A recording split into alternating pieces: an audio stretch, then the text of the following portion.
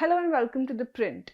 I am Ruchi Bhattar and today we are looking at family welfare committees which were upheld in a significant Supreme Court ruling this week seeking to curb the misuse of Section 498A of the Indian Penal Code, a law meant to protect women from domestic abuse from her husband and his family members.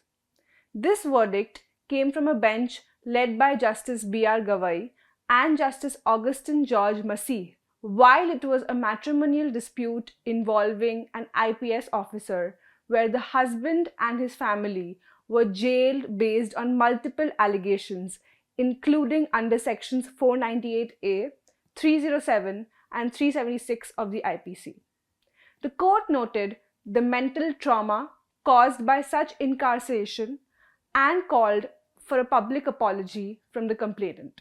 On July 22nd, the Supreme Court upheld a 2022 Allahabad High Court order which mandated a 2-month cooling off period before any arrest or coercive action can be taken on complaints of cruelty by a wife against her husband or in-laws under Section 498A of the IPC. Originally introduced to protect women from dowry-related cruelty and domestic abuse, Section 498A has over time raised concerns about its misuse, particularly in failed marriages where the entire families are implicated without sufficient scrutiny. What is this case about?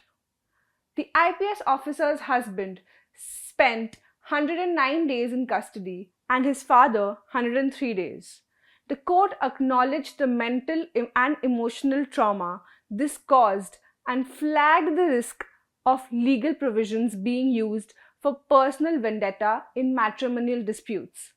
Invoking Article 142, the court dissolved the marriage, citing irretrievable breakdown, granted custody of the child to the wife, and issued police protection for the husband's family.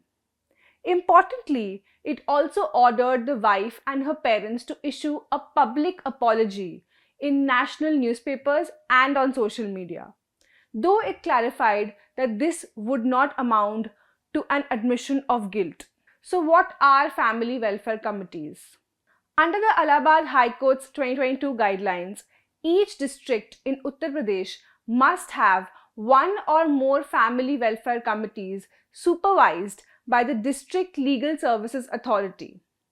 These committees may include trained mediators, junior advocates, final year law students, retired judges, and social workers or spouses of senior officials. Their role is to assess the genuineness of complaints, interact with both parties and even elders from each side, and submit a report with recommendations to the magistrate or investigating officer. A key feature is the 2-month cooling off period. During this time, no arrests are allowed while basic investigations such as taking statements or collecting medical evidence can continue. The FWC submits its findings to the authorities. Serious offences like rape under Section 376 or attempt to murder under Section 307 of the IPC are excluded from the FWC process, so justice is not delayed in grave cases. To protect confidentiality, FWC members cannot be summoned as witnesses. If a case is found to be false or resolved amicably, a designated senior judge can recommend its closure. Further investigation, if necessary, must be done by officers specially trained to handle such sensitive disputes. As the court noted, indiscriminate use of Section 498A can threaten the very institution of marriage, eroding what is called the traditional fragrance of our age-old institution. Thank you for watching The Print.